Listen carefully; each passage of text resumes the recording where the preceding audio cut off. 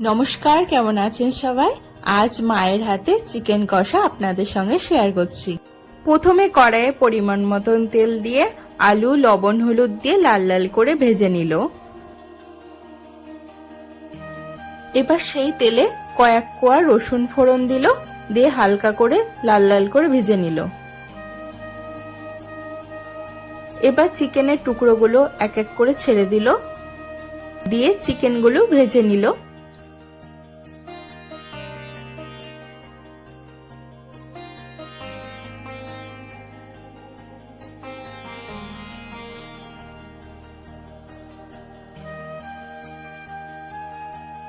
এবার সেই তেলে দুটো শুকনো লঙ্কা ফোড়ন দিল, 5 থেকে 6 পিস পেঁয়াজ কুচি দিয়ে দিল,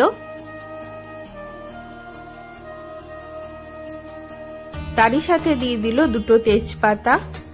এবার পেঁয়াজটা লাল লাল করে ভেজে নিতে হবে।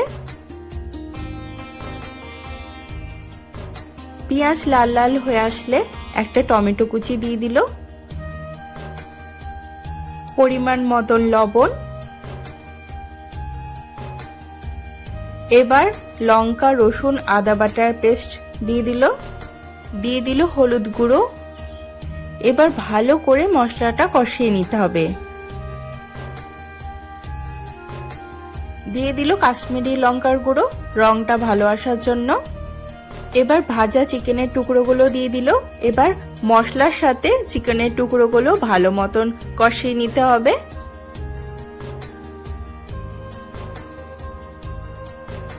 এবার কষে গিয়েছে। এবার পরিমাণ মতন চিকেন ভেজে রান্না করলে তাড়াতাড়ি সিদ্ধ হয়ে যায়। এবার ভাজা আলুগুলো দিয়ে দিলাম, দিয়ে একসাথে সিদ্ধ করে নেব। নামানোর আগে 1 চামচ চিকেন মশলা দিয়ে দিল, আর 1/2 চামচ গরম মশলা গুঁড়ো দিয়ে দিল। তৈরি হয়ে গেল চিকেন কষা। আজকের রেসিপিটি আপনাদের কেমন লাগলো অবশ্যই কমেন্টে জানাবেন। সাবস্ক্রাইব করে পাশে থাকবেন। ফেসবুক থেকে দেখলে ফলো করে দিবেন। লাইক শেয়ার করতে ভুলবেন না। ভালো থাকবেন, সুস্থ থাকবেন। ধন্যবাদ।